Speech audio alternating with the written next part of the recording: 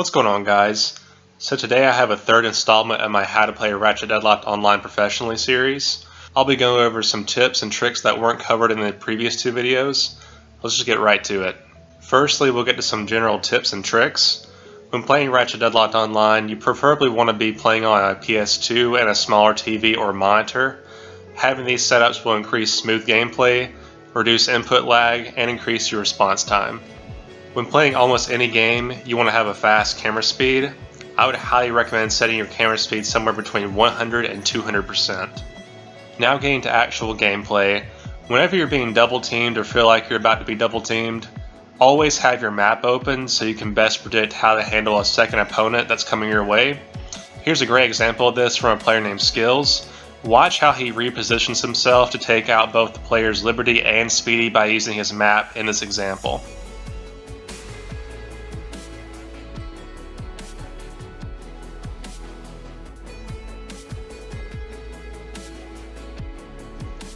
So as I mentioned in the first video, you don't always want to try and finish your opponent off using a sniper. It may give you a good feeling, but having this mindset will prevent you from getting kills you otherwise could have gotten. One great way to finish someone off after sniping them is running up to them and B6 in the ground. Here's an example of Skillz doing this.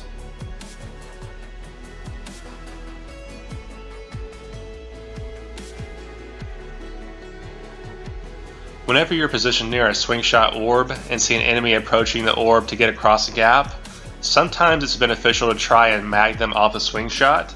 This can lead to an opponent falling to their death, which benefits you and your team. Here's an example of a player named Snowflake using this tactic.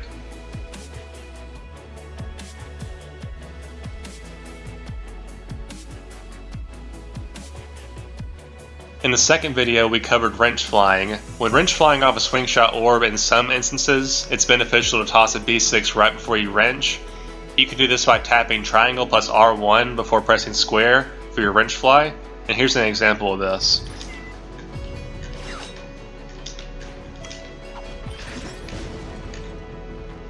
You can perform a high wrench fly by waiting for your character to swing to the highest point on the opposite end of a swing shot orb.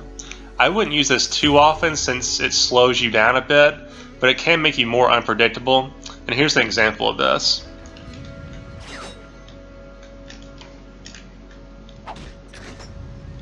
Believe it or not, wrenching your opponent backwards is actually more effective than wrenching directly at them.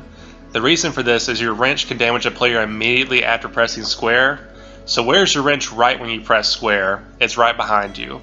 So this is very useful when another player is trying to wrench you. Here's an example of me using this against a player named Coldviper who's trying to wrench me from his front.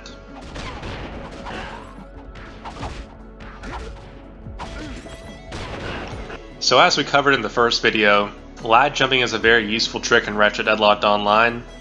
I wanted to cover 3 additional tricks you can use with lag jumping when it's beneficial to you. Firstly, if you're lag jumping near an opponent, it's very beneficial to toss a B6 at your opponent as you're jumping. Here's an example of a lag jump B6 toss. Secondly, you can perform quick lag jumps by charge booting, quickly shooting your magma cannon, quickly pressing triangle, and quickly double tapping X or L1. Here's an example of some quick lag jumps.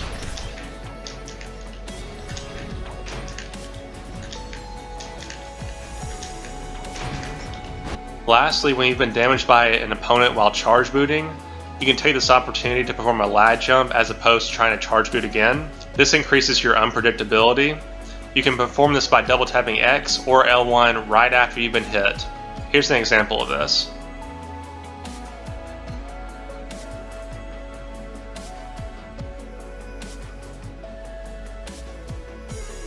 So expanding on jump sniping, there's a useful way you can perform a jump snipe when in mid to close range. If you ever find yourself in the air with your sniper out, and you're being hit by a magma cannon shot or a B6 bomb, use this to flinch from these attacks to align a jump snipe. So here's an example of me doing this.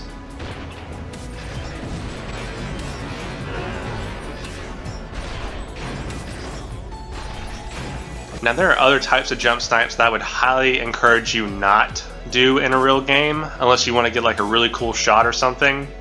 I call them the front flip jump snipe, the side flip jump snipe, and the back flip jump snipe. And and again, I highly discourage using these in real games. They're hard to hit and an overall wasted shot. Here's an example of each of these jump snipes performed by Coldviper and Skillz.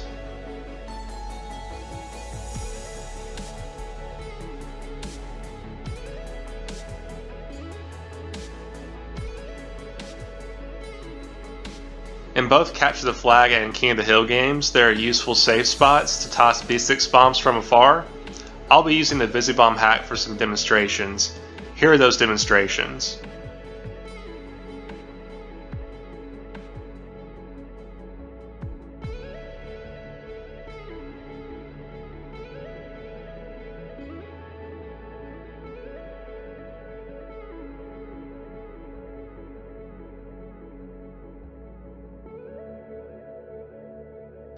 Also, here are most of the useful spots where this tactic can be performed.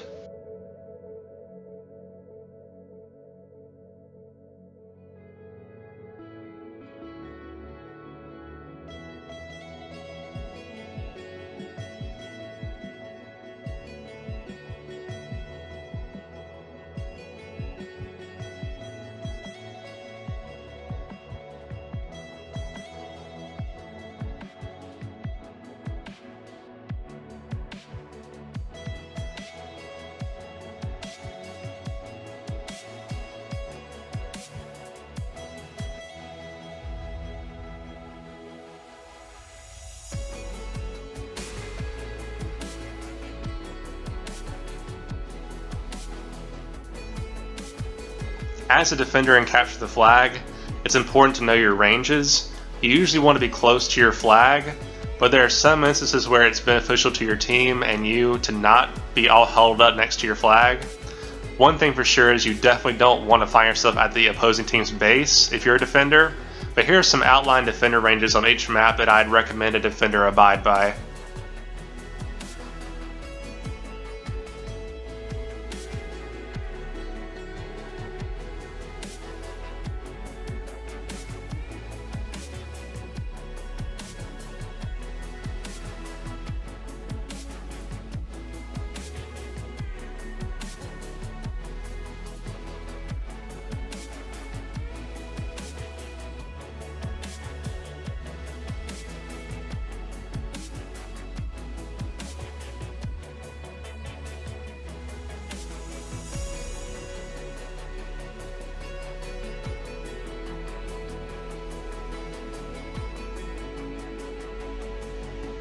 In Capture the Flag, there are some rushing routes you want to avoid if possible.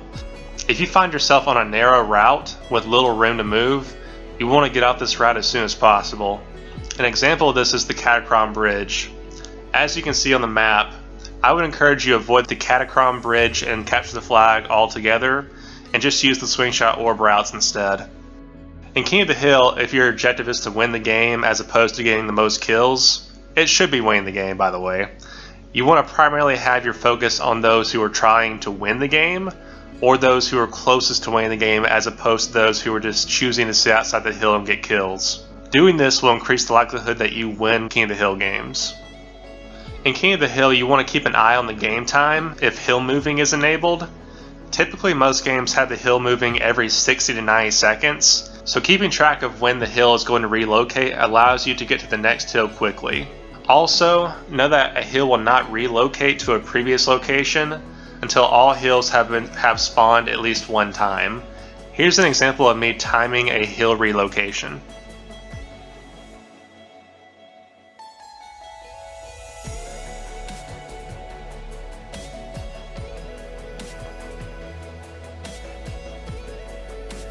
If you find yourself with a V2 fusion rifle in a King of the Hill game, it can be beneficial to target people at a safe distance who are on their way to the next hill as you yourself are moving in that direction.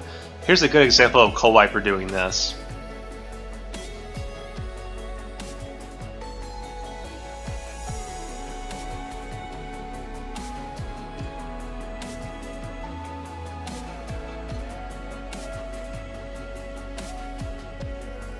In King of the Hill, there are some critical hills and certain levels that a player or team need to have the majority of hill time in to usually win.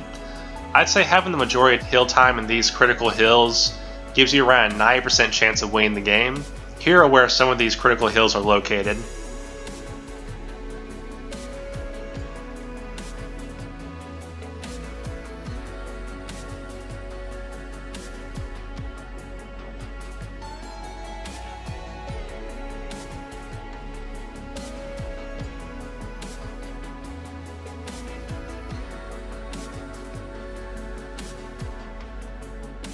When playing with multiple people in a Juggernaut game, sometimes it's best to time sniping a Juggernaut as opposed to trying to do the most damage to the Juggernaut.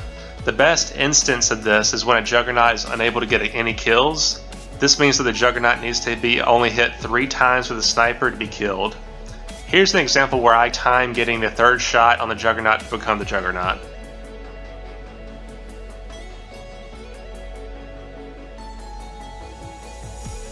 And lastly, here are some spots I would recommend you move to if you become the Juggernaut.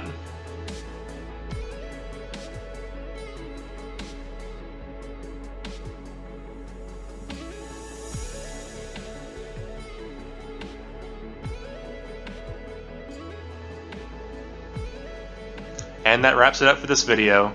Thank you all for watching.